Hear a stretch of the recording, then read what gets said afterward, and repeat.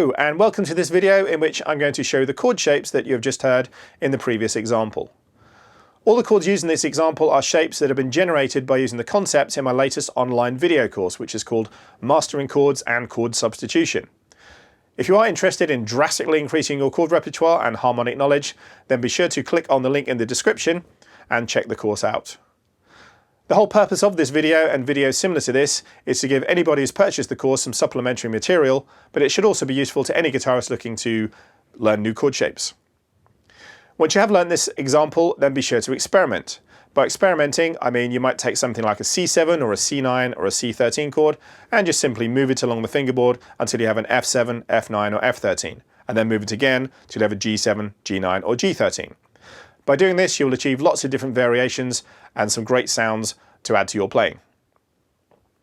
You do need to make sure that you understand how the chords are constructed and why they are used to get the most out of any chord progression, rather than just learning the shapes alone. All the chords used in this example are played on the middle four strings. So we're talking strings A, D, G and B. Many of the chords also do not contain a root note. So the very first chord, for example, is a C dominant 13 chord. There's no root note in this chord. So to position the chord, you might be thinking about the 8th fret on the thick E string, the C note, even though it's not in the chord. So this is your first chord, the C dominant 13. We're then going to play a C dominant 7 with a sharp 5 and a flat 9. This shape then just moves back one fret. It's exactly the same shape, becomes an F dominant 9 chord. You'll often find an altered chord can just move one fret and it'll become an unaltered chord. So this is a C7 altered chord, is basically a sharp 5 and a flat 9. Moving back a fret becomes an F dominant 9 chord. We're then going to play an F sharp diminished 7th chord. You'll often find in a blues you can play an F, when you go from the F7 back to the C7, in between you can play an F sharp diminished 7th chord. Also with the diminished 7th chord it can move 3 fret jumps. So you play any of these chords at this point.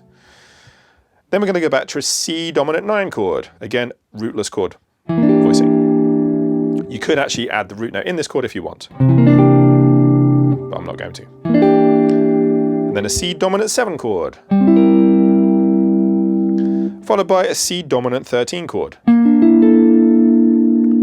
Then another altered chord. This is a C dominant 7 with a sharp 5 and a flat 9. Moving to an F dominant 9 chord. Then we have a bit of a jump, going to go down to an F dominant 7 chord,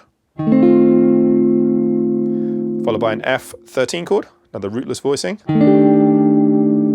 And once again, the diminished 7th chord, F sharp, diminished 7th, which leads us back to a different voicing for a C9 chord. Then we have a C dominant 13. Followed by a C7 chord, then another C7 chord, then we have a G dominant 7 chord, down to a G13, then we're just going to take this G13, move it chromatically down to an F dominant 13, then another diminished 7th chord, again F sharp diminished 7th, because we're going back to the C9 chord. Move down to a simple C7 chord, and then a G dominant 7 chord, and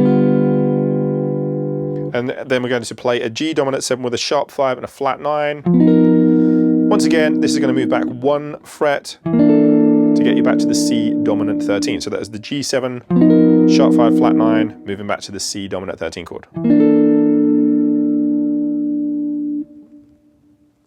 Hopefully this video has given you some new sounds and ideas to add to your chord repertoire. If you did enjoy this video, then please hit that like button and think about subscribing so you don't miss out on future guitar related videos. Bye for now.